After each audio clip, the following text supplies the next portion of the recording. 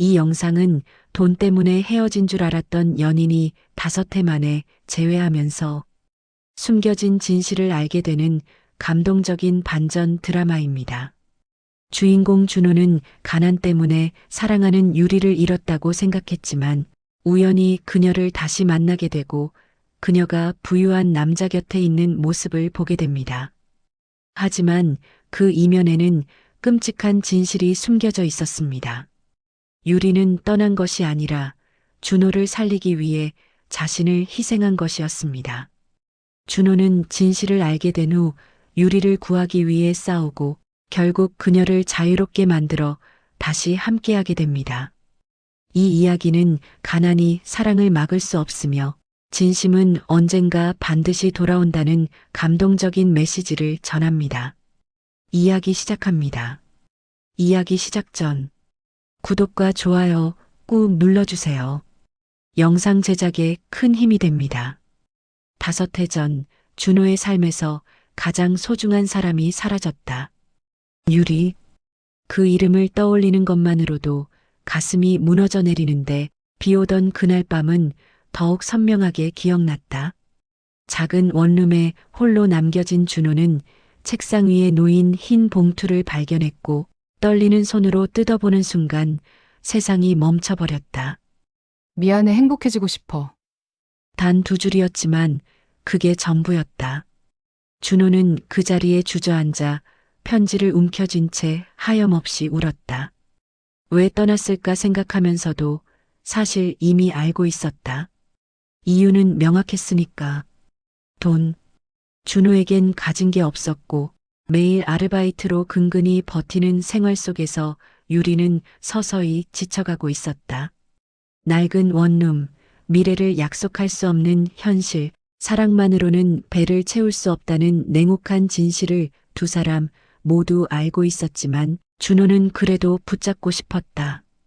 그녀가 없는 삶은 상상조차 할 수 없었으니까. 그냥 사랑만으로는 안 되는 거였지. 우리. 준호는 그날 이후 매일 자신을 탓하며 살았다. 가난하다는 죄, 사랑하는 사람을 지킬 능력이 없다는 죄가 그를 짓눌렀고 거울을 볼 때마다 무능한 자신의 모습만 보였다. 밤마다 유리의 목소리가 들려왔다. 준호야, 오늘 뭐 먹을까? 우리 언젠간 잘 살 수 있겠지? 나 준호 곁에 있으면 행복해. 행복하다던 그녀가 떠났다는 게 믿기지 않았고 그 상실감은 시간이 지나도 옅어지지 않았다. 오히려 깊어졌다. 준호는 더 많은 아르바이트를 시작했다. 편의점 야간, 주말 공사장, 새벽 배달까지 가리지 않고 일했는데 돈을 벌면 벌수록 공허함만 커졌다. 이제 와서 돈을 모아봤자 무슨 소용인가 싶었지만 그래도 멈출 수가 없었다. 만약 그때 돈이 있었다면 유리는 떠나지 않았을까. 그런 생각이 준호를 끊임없이 괴롭혔고 죄책감은 시간이 지날수록 더 단단해져 갔다. 어느 날 밤 준호는 비 내리는 거리를 걸으며 젖은 편지를 다시 꺼내 들었다. 이미 수백 번도 넘게 읽었지만 볼 때마다 가슴이 찢어지는 것 같았다. 미안해, 행복해지고 싶어. 행복해지고 싶었다는 그 말이 준호에게는 칼날처럼 꽂혔다. 자신과 함께라면 행복할 수 없다는 뜻이었으니까. 그 사실을 받아들이는 게 너무 고통스러웠지만 준호는 유리의 선택을 탓할 수 없었다. 가난한 자신을 선택한 것만으로도 유리는 충분히 많은 걸 견뎌냈으니까. 빗물에 젖은 편지를 주머니에 넣으며 준호는 하늘을 올려다봤다. 먹구름 사이로 빗줄기가 거세게 쏟아지고 있었고 그 빗속에서 준호는 혼잣말처럼 중얼거렸다. 유리야, 넌 지금 행복하니? 정말 행복해졌어? 대답은 돌아오지 않았고 준호는 다시 발걸음을 옮겼다. 비에 젖은 거리, 희미한 가로등 불빛, 쓸쓸한 밤 공기가 그를 감쌌지만 준호는 이미 익숙해져 있었다. 외로움에도 고독에도 후회에도. 하지만 준호는 몰랐다. 이별이 끝이 아니라는 것을. 그의 삶에 다시 찾아올 어둠이 바로 유리라는 것을. 그리고 그 어둠 속에 숨겨진 진실이 얼마나 끔찍한지도. 준호의 발걸음은 무거웠지만 운명의 수레바퀴는 이미 돌아가기 시작했다. 5해 만의 재회를 향해 준호는 알지 못한 채 한 걸음씩 다가가고 있었다. 5해가 흘렀지만 준호의 삶은 크게 달라지지 않았다. 아니, 어쩌면 더 피폐해졌는지도 몰랐다. 유리를 떠나보낸 후 준호는 미친 듯이 일했고 하루에 3곳을 오가며 몸이 부서지도록 뛰어다녔다. 편의점 야간, 새벽 배달, 그리고 저녁에는 고급 레스토랑 배달 아르바이트까지. 돈을 벌어야 했다. 이제라도 무언가를 증명하고 싶었고 가난했던 자신을 벗어나고 싶었지만 현실은 여전히 냉혹했다. 오늘도 준호는 헬멧을 쓰고 오토바이에 올라탔다. 저녁 8시 강남의 고급 레스토랑 주문이 들어왔는데 배달비가 꽤 괜찮아서 서둘러 출발했다. 삼성동 레스토랑 르시엘, 주문번호 532번. 준호는 익숙한 동작으로 음식을 픽업하고 고급스러운 레스토랑 안으로 들어섰다. 화려한 샹들리에, 은은한 재즈 음악, 고급 양복을 입은 손님들이 눈에 들어왔고 준호는 작아지는 자신을 느꼈다. 이곳은 자신과는 다른 세상이었으니까. 주문 번호를 확인하며 안쪽 테이블을 찾아가는데 순간 준호의 발걸음이 멈췄다. 믿을 수 없는 얼굴이 보였다. 유리?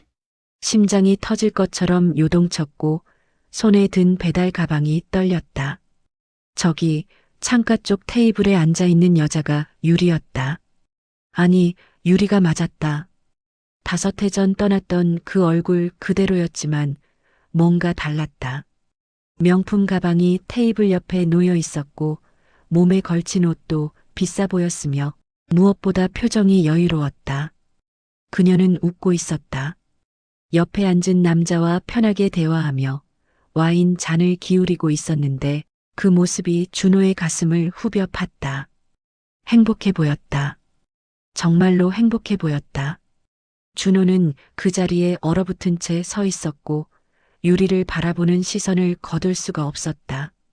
그 순간 유리 옆에 앉은 남자가 손을 들어 웨이터를 불렀다. 여보, 여기 계산 좀 해. 여보. 그 한마디가 준호의 심장을 관통했다. 유리는 그 남자의 여자였고 부유해 보이는 남자의 곁에서 편안하게 웃고 있었다. 준호는 고개를 숙이고 재빨리 그 자리를 벗어나려 했지만 발이 떨어지지 않았다. 5해 동안 그리워했던 얼굴이 바로 눈앞에 있는데 그냥 지나칠 수가 없었다. 하지만 다가갈 수도 없었다. 자신은 여전히 배달 알바생이었고 유리는 부자의 곁에 있었으니까. 준호는 어색하게 배달 가방을 챙기며 뒤돌아섰는데 그때 유리의 시선이 준호를 향했다. 2 사람의 눈이 마주쳤다. 유리의 눈빛이 흔들렸다. 놀람, 당황, 그리고 뭔가 말할 수 없는 감정이 스쳐 지나갔고 유리는 입술을 떨며 작게 중얼거렸다. 준호야? 그 짧은 한마디가 묻었던 감정을 다시 끌어올렸다. 준호는 멈춰섰고 유리를 바라봤지만 아무 말도 할 수 없었다. 목이 메었고 가슴이 답답했으며 머릿속이 하얘졌다. 무슨 말을 해야 할까? 잘 지냈냐고 물어야 할까? 아니면 왜 떠났냐고 따져야 할까? 하지만 입 밖으로 나오는 건 아무것도 없었다. 유리도 마찬가지였다. 그녀는 창백한 얼굴로 준호를 바라보다가 곧 시선을 피했다. 그 옆에 앉은 남자가 유리의 표정 변화를 눈치챘는지 준호를 향해 날카로운 시선을 던졌다. 누구야? 저 사람? 유리는 대답하지 않았고 그저 고개를 숙인 채 손을 꼭 쥐고 있었다. 준호는 그 모습을 보며 가슴이 찢어지는 것 같았지만 더 이상 그 자리에 있을 수 없었다. 준호는 고개를 숙이고 레스토랑을 빠져나왔다. 밖으로 나오자 차가운 밤 공기가 얼굴을 때렸고 준호는 오토바이에 기댄 채 깊게 숨을 들이쉬었다. 손이 떨렸다. 다리에 힘이 풀렸다. 5해 만에 본 유리는 여전히 아름다웠지만 그녀는 이미 다른 사람의 여자였다. 돈 때문에 떠났다던 그녀는 결국 돈 있는 남자를 찾았고 행복하게 살고 있었다. 준호는 씁쓸하게 웃으며 헬멧을 다시 썼다. 그래. 넌 행복하게 잘 살고 있구나. 그걸로 됐어. 하지만 준호는 몰랐다. 유리의 눈빛 속에 숨겨진 두려움을, 그 여유로운 표정 뒤에 감춰진 상처를, 그리고 그녀가 진짜로 원하는 게 무엇인지를.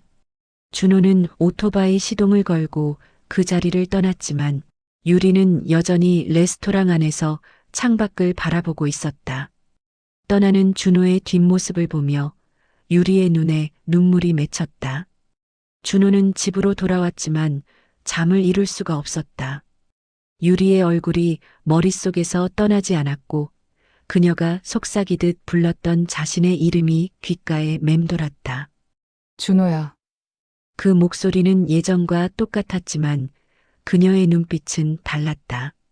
뭔가 숨기고 있는 듯한, 말하지 못하는 무언가가 있는 듯한 눈빛이었다.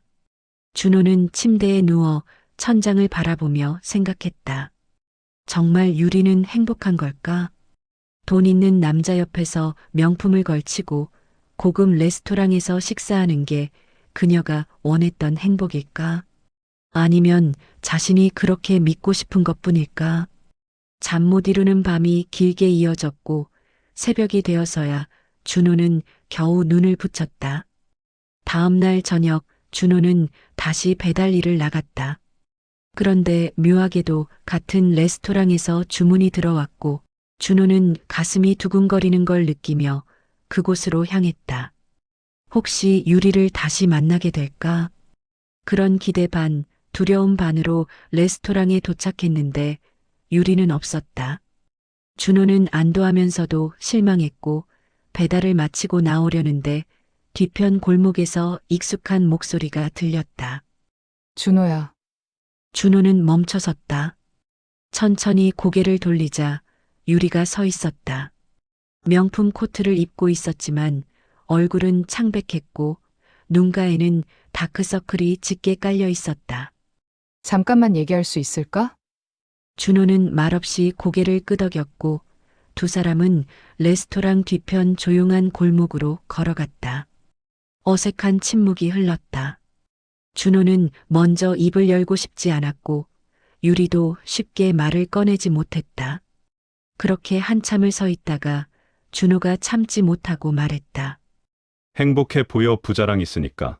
목소리에는 비꼬는 듯한 톤이 섞여 있었고 준호 자신도 그걸 알고 있었지만 어쩔 수 없었다. 유리는 고개를 숙인 채 입술을 깨물었다. 그게 다가 아니었어. 그럼 뭔데? 날 버렸잖아. 준호의 목소리가 떨렸다. 5해 동안 삭혔던 감정이 한꺼번에 터져 나오려는 걸 겨우 참고 있었지만 유리 앞에서는 무너질 것만 같았다. 유리는 대답하지 않았고 그저 눈물이 고인 눈으로 준호를 바라봤다. 그 눈빛이 너무 슬퍼 보여서 준호는 차라리 화를 내는 게 나았다. 슬픔을 마주하면 무너질 것 같았으니까. 돈이 필요했던 거지. 그래서 날 버리고 저 남자한테 간 거잖아. 인정해. 유리야. 유리는 고개를 저었지만 말은 하지 못했다. 입술이 떨렸고 눈물이 볼을 타고 흘러내렸다. 준호는 그 모습을 보며 가슴이 미어졌지만 돌아설 수가 없었다. 진실이 궁금했다. 정말로 돈 때문이었는지 아니면 다른 이유가 있었는지 알고 싶었다. 그때 뒤편에서 묵직한 목소리가 들려왔다. 가자. 유리 이런 놈이랑 얘기하지 마. 어젯밤 레스토랑에서 봤던 그 남자였다. 고급 정장을 입고 손목에는 비싼 시계를 차고 있었으며 얼굴에는 오만함이 가득했다. 남자는 유리의 팔을 거칠게 잡아 끌었고 준호를 향해 비웃듯 말했다. 배달이나 하는 주제에 감히 내 여자한테 말을 거나? 준호의 주먹이 저절로 움켜쥐어졌다. 놈이라는 말이 자존심을 무너뜨렸고 내 여자라는 표현이 가슴을 찔렀다. 하지만 준호는 참았다. 여기서 싸운다고 달라질 건 없었으니까. 유리는 남자의 소나기에서 벗어나려 했지만 남자의 힘이 더 셌고 그녀는 고통스러운 표정으로 끌려갔다. 준호는 그 모습을 보며 이상한 느낌을 받았다. 유리의 표정에서 사랑이 보이지 않았고 남자를 바라보는 눈빛에는 두려움만 가득했다. 그리고 남자 역시 유리를 사랑하는 눈빛이 아니었다. 마치 소유물을 대하듯 함부로 대하는 시선이었다. 유리야, 준호가 소리쳤지만 유리는 고개를 저으며 입모양으로만 말했다. 가, 제발. 준호는 그 자리에 멈춰 섰고 유리가 남자에게 끌려가는 모습을 지켜볼 수밖에 없었다. 고급 외제차 문이 열렸고 유리는 그 안으로 밀려 들어갔으며 차는 곧 사라졌다. 준호는 주먹을 쥔 채 서 있었다. 손톱이 손바닥을 파고들어 아팠지만 그 고통조차 느껴지지 않았다. 머릿속에는 의문만 가득했다. 왜 유리는 저렇게 두려워할까? 왜 저 남자는 유리를 사랑하는 눈빛이 아닐까? 그리고 왜 유리는 떠나지 않고 저 남자 곁에 있을까? 준호는 천천히 오토바이로 돌아왔지만 시동을 걸지 못했다. 유리의 떨리는 눈빛이 계속 떠올랐고 가, 제발이라고 했던 그 입모양이 머릿속을 떠나지 않았다. 뭔가 잘못되었다. 유리는 행복하지 않았다. 준호는 그 사실을 직감적으로 느꼈고 가슴속에서 무언가가 타오르기 시작했다. 그날 밤 이후 준호는 유리를 잊을 수가 없었다. 아니, 잊으려 했지만 자꾸만 그녀의 표정이 떠올랐고 두려움에 떨던 눈빛이 머릿속을 떠나지 않았다. 무언가 잘못되었다는 직감은 점점 강해졌고 준호는 마음이 불편했다. 며칠이 지났지만 유리에 대한 걱정은 가시지 않았고 준호는 배달 일을 하면서도 혹시 유리를 다시 만나게 될까 싶어 그 근처를 맴돌았다. 그러던 어느 날 오후 준호는 우연히 유리를 다시 보게 되었다. 편의점 앞을 지나가는데 모자를 깊게 눌러 쓴 여자가 급하게 물건을 사고 있었고 그 옆모습이 너무나 익숙했다. 준호는 멈춰섰다. 유리였다. 그녀는 선글라스까지 끼고 얼굴을 가리고 있었지만 준호는 단번에 알아봤다. 유리는 물을 사고 밖으로 나왔는데 손이 떨리는 게 보였고 걸음걸이도 불안정했다. 준호는 가슴이 철렁했다. 유리야. 유리는 깜짝 놀라 고개를 돌렸고 선글라스 너머로 당황한 눈빛이 보였다. 그녀는 재빨리 주위를 둘러보더니 준호를 끌고 편의점 옆 골목으로 들어갔다. 왜 자꾸 나타나는 거야? 제발 그냥 가줘. 유리의 목소리는 떨리고 있었고 간절함이 묻어났지만 준호는 그냥 갈 수가 없었다. 유리가 모자를 벗는 순간 준호는 숨이 멎는 것 같았다. 그녀의 팔에 멍이 있었다. 시퍼렇게 멍든 자국이 소매 사이로 드러났고 목 언저리에도 손가락 자국처럼 보이는 붉은 흔적이 남아 있었다. 준호는 본능적으로 유리의 팔을 잡았고 소매를 조금 걷어 올렸다. 더 많은 멍이 드러났다. 그 남자 널 때려? 유리는 재빨리 팔을 빼며 소매를 내렸지만 이미 늦었다. 준호는 모든 걸 봤고 분노가 치밀어 올랐다. 신경 쓰지 마. 넌 모르는 일들이 있어. 유리는 떨리는 목소리로 말했지만 그 말 자체가 거짓말처럼 들렸다. 신경 쓰지 말라고 하면서도 유리의 눈에는 간절함이 가득했다. 도와달라고, 구해달라고 소리 없이 외치는 것 같았다. 준호는 유리의 어깨를 잡고 똑바로 마주봤다. 유리야. 이게 내가 원했던 행복이야? 돈 있는 남자 곁에서 맞으며 사는 게. 유리는 고개를 돌렸고 대답하지 않았다. 하지만 그 침묵이 모든 걸 말해주고 있었다. 준호는 가슴이 찢어지는 것 같았다. 명품 옷 속에 숨겨진 상처, 화려한 겉모습 뒤에 감춰진 고통이 이렇게 처참할 줄은 몰랐다. 유리는 행복하지 않았고 오히려 지옥 같은 삶을 살고 있었다. 나랑 같이 가자. 저 남자한테서 도망쳐. 준호는 다급하게 말했지만 유리는 고개를 저었다. 안 돼, 못 가, 넌 몰라. 준호야, 그 사람이 얼마나 무서운 사람인지. 유리의 목소리는 공포로 가득했고 온몸이 떨리고 있었다. 준호는 유리를 꽉 안아주고 싶었지만 그녀는 한 발짝 뒤로 물러섰다. 그 거리가 준호의 가슴을 아프게 했다.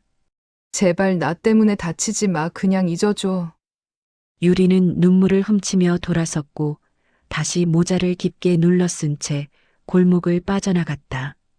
준호는 그 뒷모습을 바라보며 주먹을 쥐었다. 손이 떨렸다. 분노와 무력감이 동시에 밀려왔고 자신이 너무 한심하게 느껴졌다.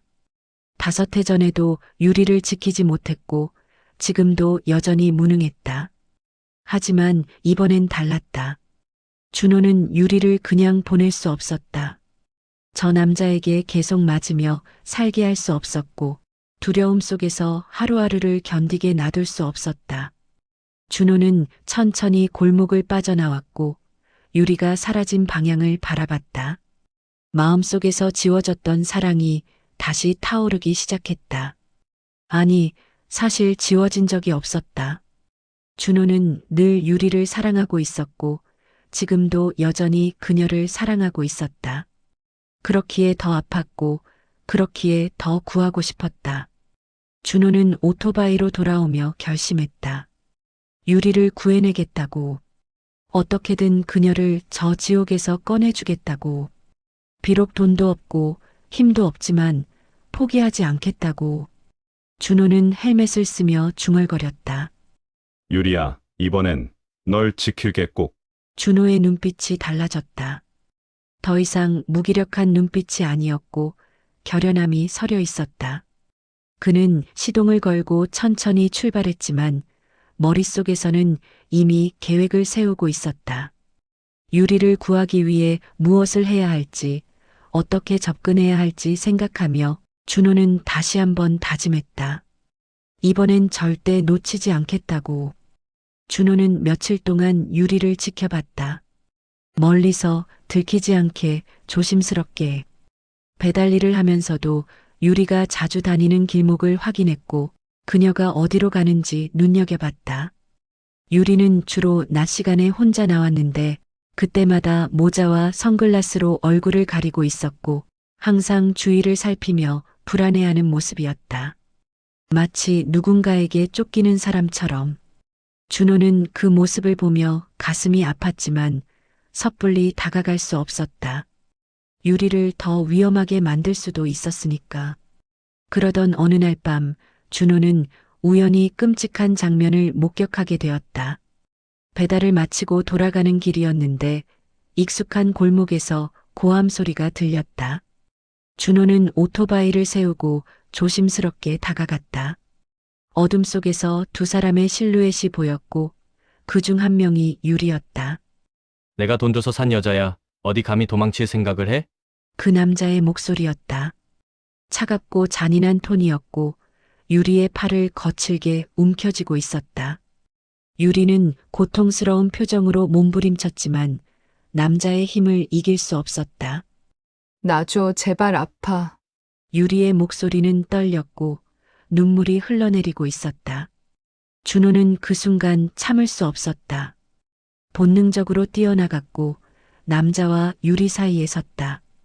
너 유리를 왜 이렇게? 준호의 목소리는 분노로 가득했지만 동시에 떨리고 있었다. 남자는 준호를 비웃듯 쳐다보며 코웃음을 쳤다. 또 너야? 배달이나 하는 주제에 자꾸 끼어들어. 남자는 주머니에서 지갑을 꺼내더니 몇 장의 지폐를 준호에게 던졌다. 이거나 받고 꺼져. 가난뱅이는 돈만 쥐어주면 되지. 지폐가 바닥에 흩어졌지만 준호는 쳐다보지도 않았다. 오히려 남자에게 한 걸음 더 다가서며 말했다. 유리는 물건이 아니야. 내가 돈으로 살 수 있는 게 아니라고. 남자의 표정이 일그러졌고 순간 주먹이 날아왔다. 준호는 피하지 못했고 얼굴에 강한 충격이 전해졌다. 비틀거리며 넘어졌지만 준호는 다시 일어섰다. 입가에서 피가 흘렀지만 상관없었다. 유리가 준호를 붙잡으며 울먹였다. 그만해, 준호야. 제발 그만해. 내가 다치면 안 돼. 하지만 준호는 유리를 뒤로 밀어내며 다시 남자를 마주봤다. 경찰에 신고할 거야. 내가 유리한테 한 짓들 다 밝혀질 거야. 남자는 비웃었다. 신고. 해봐. 누가 믿겠어. 이 여자는 내가 정식으로 계약한 거야. 빚 때문에 스스로 왔고, 돈 받고, 내 곁에 있기로 한 거라고. 그 말에 준호는 얼어붙었다. 계약이라니, 빚이라니. 준호는 유리를 돌아봤고 유리는 고개를 숙인 채 눈물만 흘리고 있었다. 남자는 계속해서 말했다. 이 여자 빚이 얼만 줄 알아? 5천만 원. 내가 대신 갚아줬지. 그 대가로 내 곁에 있는 거야. 법적으로 아무 문제 없어. 준호는 숨이 막히는 것 같았다. 5천만 원. 그 큰 돈을 유리가 어떻게 졌다는 걸까? 그리고 왜 그 빚을 진 걸까? 머릿속이 복잡했지만 지금은 그게 중요하지 않았다. 중요한 건 유리가 이 남자에게 팔려온 거나 다름없다는 사실이었고 지금도 고통받고 있다는 것이었다. 남자는 유리의 팔을 다시 잡아 끌었고 준호를 향해 경고했다. 다음에 또 나타나면 가만 안 둬, 경찰. 좋아. 불러봐. 내 변호사가 너 같은 놈 하나 처리하는 건 일도 아니야. 남자는 유리를 끌고 차로 향했고 유리는 뒤돌아보며 준호를 바라봤다. 그 눈빛에는 미안함과 절망이 가득했다. 차 문이 닫히고 곧 어둠 속으로 사라졌다. 준호는 그 자리에 무릎을 꿇고 주저앉았다. 주먹으로 바닥을 내리쳤고 피가 났지만 아프지 않았다. 가슴이 더 아팠으니까. 유리가 팔려갔다는 사실이 빚 때문에 자신을 희생했다는 사실이 준호를 무너뜨렸다. 빌어먹을 이게 무슨 유리야. 준호는 바닥에 흩어진 지폐를 봤다. 남자가 던진 돈이었지만 준호는 그걸 짚지 않았다. 대신 천천히 일어나 주머니에서 핸드폰을 꺼냈다. 떨리는 손으로 검색을 시작했다. 불법 인신매매, 채무노예, 폭행신고 방법. 준호는 법적으로 대응할 방법을 찾기 시작했고 포기하지 않겠다고 다짐했다. 비록 돈도 없고 힘도 없지만 유리를 구할 방법은 반드시 있을 거라 믿었다. 준호는 핸드폰을 꼭 쥐고 중얼거렸다. 유리야, 조금만 기다려. 내가 꼭 널 구해낼게. 그날 밤 준호는 잠들지 못했다. 대신 밤새 자료를 찾았고 상담센터에 문의했으며 변호사 무료 상담을 신청했다. 할 수 있는 모든 것을 했다. 유리를 구하기 위해서라면 준호는 무엇이든 할 준비가 되어 있었다. 그리고 준호는 깨달았다. 유리가 떠난 이유가 돈 때문만은 아니었을 거라는 것을, 그 뒤에 숨겨진 끔찍한 진실이 있을 거라는 것을. 준호는 그 진실을 밝혀낼 것이고 유리를 반드시 되찾을 것이었다. 준호는 며칠 동안 법률 상담을 받으며 방법을 찾았지만 현실은 냉혹했다. 계약서가 존재하고 유리가 자발적으로 동의했다는 형식이 갖춰져 있다면 법적으로 대응하기 어렵다는 말을 들었다. 폭행 증거가 있어야 하고 유리 본인이 신고해야 한다는 조건들이 붙었다. 준호는 답답했지만 포기하지 않았다. 유리를 직접 만나야 했고 진실을 들어야 했다. 그래서 준호는 유리가 자주 다니던 곳을 다시 찾기 시작했다. 며칠을 기다린 끝에 드디어 유리를 다시 만났다. 한적한 공원 벤치에 홀로 앉아 있는 유리를 발견했고 준호는 조심스럽게 다가갔다. 유리는 준호를 보자 놀라며 일어서려 했지만 준호가 먼저 손을 내밀어 말렸다. 도망가지 마. 제발 얘기 좀 하자. 유리는 잠시 망설이다가 다시 앉았고 고개를 숙인 채 입술을 깨물었다. 준호는 유리 옆에 조심스럽게 앉으며 말을 이었다. 그 빚 왜 진 거야? 5천만 원이나 되는 돈을 대체 무슨 일이 있었던 거야? 유리는 한참 동안 대답하지 않았다. 바람이 불어와 머리카락을 흔들었고 유리는 떨리는 손으로 머리를 쓸어 넘겼다. 그리고 천천히, 아주 천천히 입을 열었다. 5해 전 우리 함께 살 때 기억나?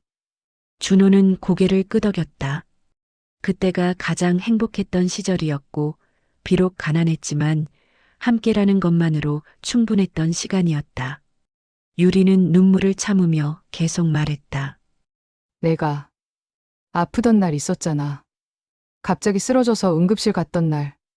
준호는 그 기억을 떠올렸다. 독감이 심하게 와서 고열로 쓰러졌고 응급실에 실려갔던 적이 있었다. 당시엔 건강보험도 제대로 안 되어 있었고 치료비가 꽤 나왔던 기억이 났다. 유리가 말을 이었다. 그때 치료비. 내가 급하게 돈을 빌렸어. 사채였어. 준호의 심장이 멎는 것 같았다. 사채?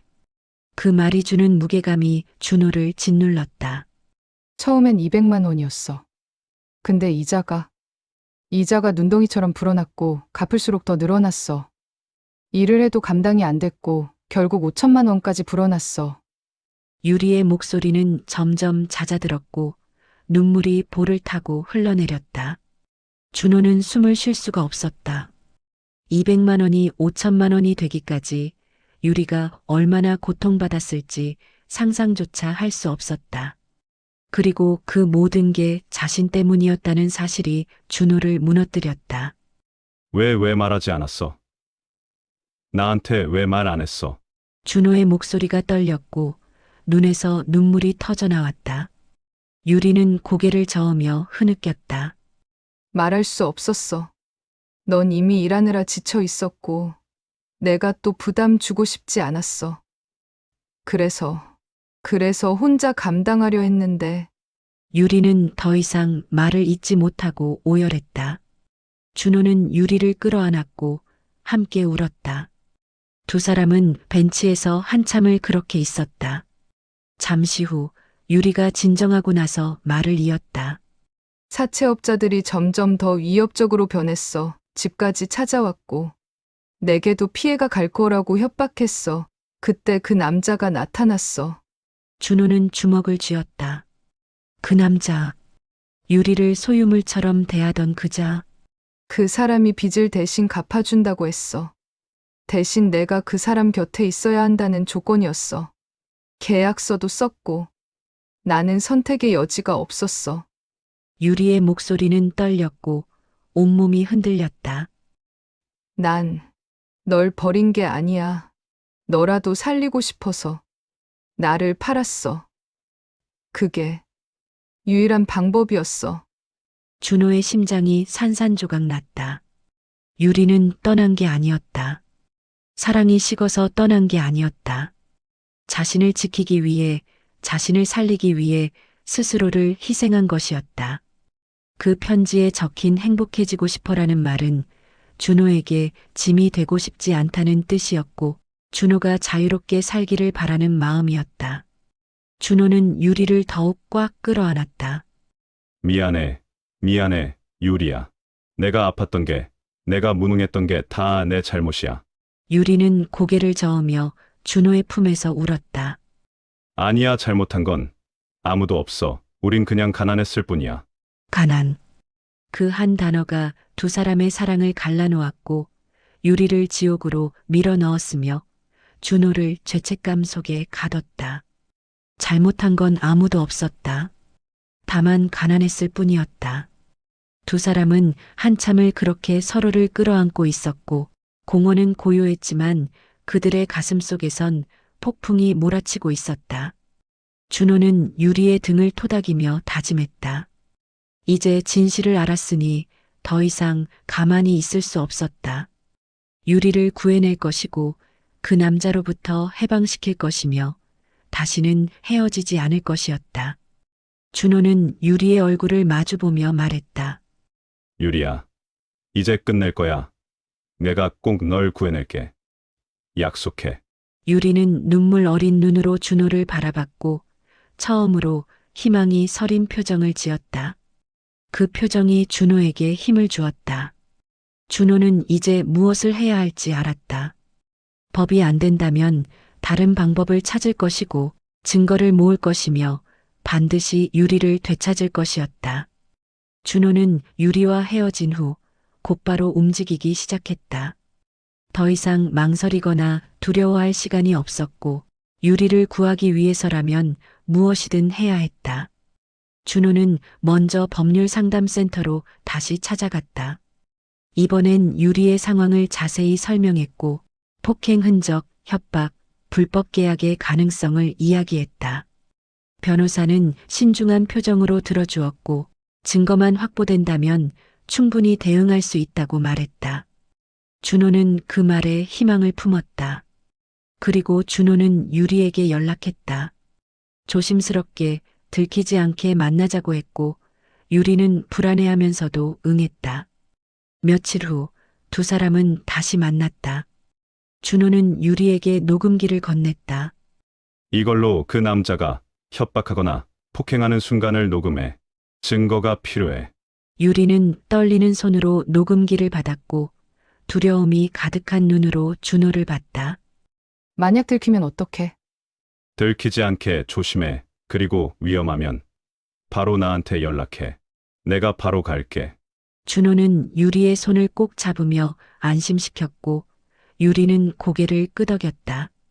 그날 이후 유리는 녹음기를 몸에 지니고 다녔다. 그리고 며칠이 지나지 않아 결정적인 순간이 왔다. 그 남자가 술에 취해 집으로 돌아왔고 사소한 일로 유리에게 화를 냈다. 감히 내 말을 안 들어? 내가 누군 줄 알고! 남자의 목소리는 거칠었고 곧 폭력이 시작됐다. 유리는 맞으면서도 녹음기를 작동시켰고 모든 상황을 녹음했다. 협박하는 말, 때리는 소리, 유리의 비명까지 모두 담겼다. 다음 날 유리는 상처투성이 몸으로 준호에게 연락했다. 준호는 즉시 달려갔고 녹음 파일을 받았다. 준호는 그 파일을 들으며 분노로 온몸이 떨렸지만 참았다. 이제 증거가 있었고 이제 끝낼 수 있었다. 준호는 유리와 함께 경찰서로 향했다. 가는 길 내내 유리는 불안해했지만 준호가 계속 손을 잡아주며 용기를 북돋았다. 괜찮아, 이제 끝이야. 넌 더 이상 그 사람한테 돌아가지 않아도 돼. 경찰서에 도착해서 준호와 유리는 상담실로 안내됐다. 경찰관은 두 사람의 이야기를 들었고 녹음 파일을 확인했으며 유리의 몸에 남은 상처들을 사진으로 기록했다. 그리고 경찰관은 심각한 표정으로 말했다. 이 정도면 폭행죄는 확실합니다. 그리고 계약서 내용도 검토해 봐야겠지만 강요된 계약이라면 무효가 될 수 있습니다. 준호는 안도의 한숨을 내쉬었고 유리는 눈물을 흘렸다. 드디어 끝이 보였다. 경찰은 즉시 수사에 착수했고 그 남자의 집과 회사를 조사하기 시작했다.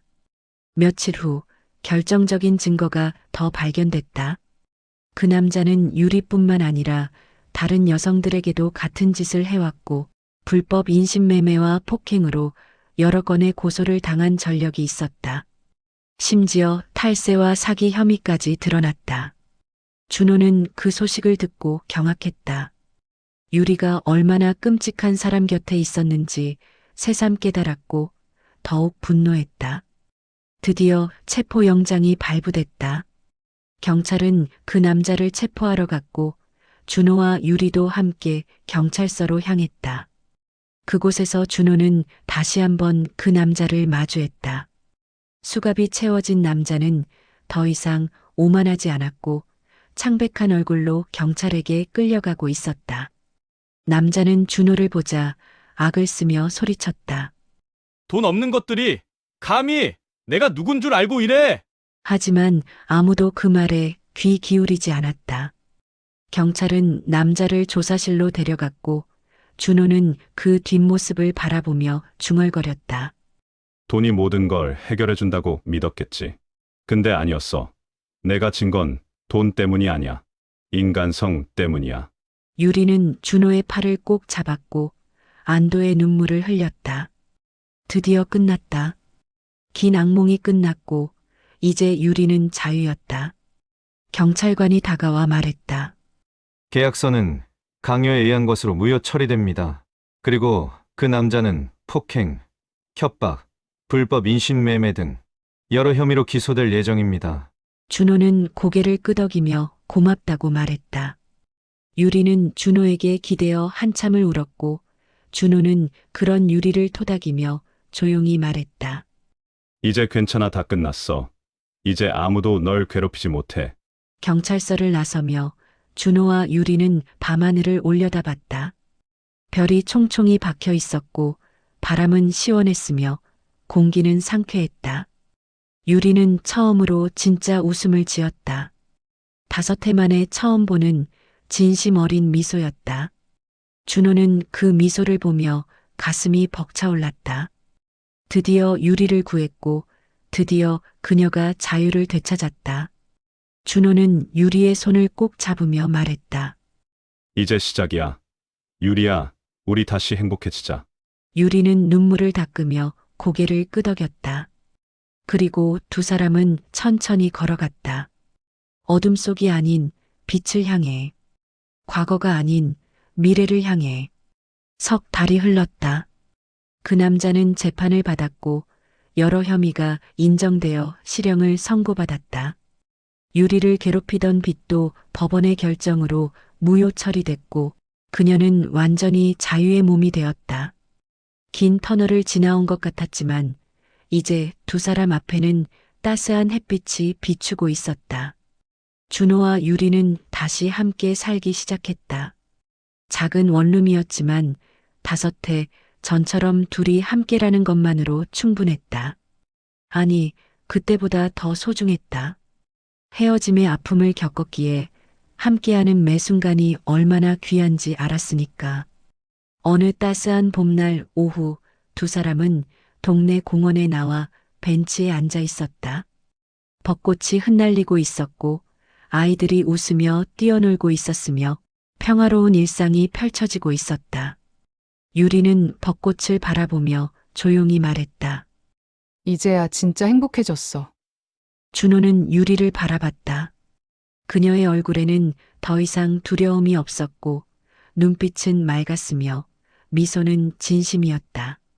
멍들었던 자리는 모두 나았고 떨리던 손도 이제 안정을 찾았다. 준호는 유리의 손을 꼭 잡으며 말했다. 우린 결국 다시 만나게 되어 있었어. 유리는 고개를 끄덕이며 준호의 어깨에 기댔다. 둘은 한참을 그렇게 앉아 있었고 말없이 서로의 온기를 느꼈다. 준호는 지난 시간들을 떠올렸다. 5해 전 유리가 떠났을 때의 절망감, 배달 일을 하며 그녀를 우연히 만났을 때의 충격, 멍든 그녀를 발견했을 때의 분노, 그리고 진실을 알았을 때의 슬픔. 모든 게 고통스러웠지만 그 과정이 있었기에 지금 이 순간이 더욱 소중했다. 유리가 조용히 물었다. 후회하지 않아? 나 때문에 힘든 일들이 많았잖아. 준호는 고개를 저었다. 후회 같은 건 없어. 널 다시 찾았으니까. 그게 전부야. 유리의 눈에 눈물이 맺혔지만 이번엔 슬픔이 아닌 감사의 눈물이었다. 준호는 유리를 더욱 꼭 안아주었고 유리는 준호의 품에서 평온함을 느꼈다. 시간이 흘러 해가 지기 시작했다. 노을이 하늘을 물들이고 있었고 주황빛이 공원을 감싸고 있었다. 두 사람은 천천히 일어나 집으로 향했다. 걸어가는 길 내내 손은 꼭 맞잡고 있었고 발걸음은 가벼웠다. 준호는 문득 깨달았다. 행복은 거창한 게 아니었다. 큰 집도 많은 돈도 화려한 명품도 아니었다. 진심으로 사랑하는 사람과 함께 걷는 이 평범한 길, 손을 잡고 있는 이 순간이 진짜 행복이었다. 집에 도착해서 유리는 간단한 저녁을 준비했고 준호는 테이블을 정리했다. 소박한 식사였지만 함께 나누니 어떤 고급 요리보다 맛있었다. 밥을 먹으며 유리가 말했다. 요즘 작은 카페에서 일자리를 구했어. 다음 주부터 출근해. 준호는 기쁜 표정으로 고개를 끄덕였다. 잘 됐다. 나도 정규직 면접 봤는데 연락 올 것 같아. 이제 우리 조금씩 안정될 거야. 유리는 미소 지었다. 천천히 가도 괜찮아. 우리 함께니까. 그 말이 준호의 가슴을 따뜻하게 했다. 그래, 천천히 가도 괜찮았다. 급할 것도 조급할 것도 없었다. 함께라면 어떤 길도 갈 수 있었으니까. 밤이 깊어갔다. 두 사람은 창가에 나란히 앉아 밤하늘을 바라봤다. 별이 반짝이고 있었고 달이 환하게 빛나고 있었다. 준호는 유리의 어깨를 감싸며 조용히 말했다. 유리야, 다시는 널 놓치지 않을게. 평생 함께하자. 유리는 눈물을 글썽이며 고개를 끄덕였다. 응, 평생 함께해. 두 사람의 약속이 밤하늘에 울려 퍼졌고 별들이 그 약속을 증명하듯 반짝였다. 돈 때문에 헤어진 줄 알았지만 진실은 달랐다. 돈이 부족해서가 아니라 사랑이 너무 많았기 때문이었다. 서로를 지키기 위해 희생했고 서로를 위해 아파했으며 결국 다시 만나게 되었다. 가난은 사랑을 막을 수 없었다. 오히려 사랑을 더 단단하게 만들었다. 준호와 유리는 이제 알았다. 진정한 행복은 물질이 아니라 진심에서 온다는 것을. 함께 아파하고 함께 웃고 함께 미래를 꿈꾸는 것이 진짜 행복이라는 것을. 두 사람은 서로를 바라보며 미소 지었다. 그 미소 속에는 과거의 아픔도 현재의 평온함도 미래의 희망도 모두 담겨 있었다. 준호는 유리의 손을 꼭 잡으며 속삭였다. 사랑해, 유리야. 유리도 준호의 손을 꼭 잡으며 대답했다. 나도 사랑해. 준호야, 영원히. 그 말과 함께 두 사람의 새로운 시작이 열렸다. 더 이상 가난도 빚도 두려움도 그들을 갈라놓을 수 없었다. 진심만이 남았고 사랑만이 남았으며 함께라는 확신만이 남았다. 가난은 사랑을 막을 수 없다. 진심은 언젠가 반드시 돌아오니까. 그리고 준호와 유리는 그 진실을 온몸으로 증명했다. 밤은 깊어갔지만 두 사람의 미래는 밝게 빛나고 있었다.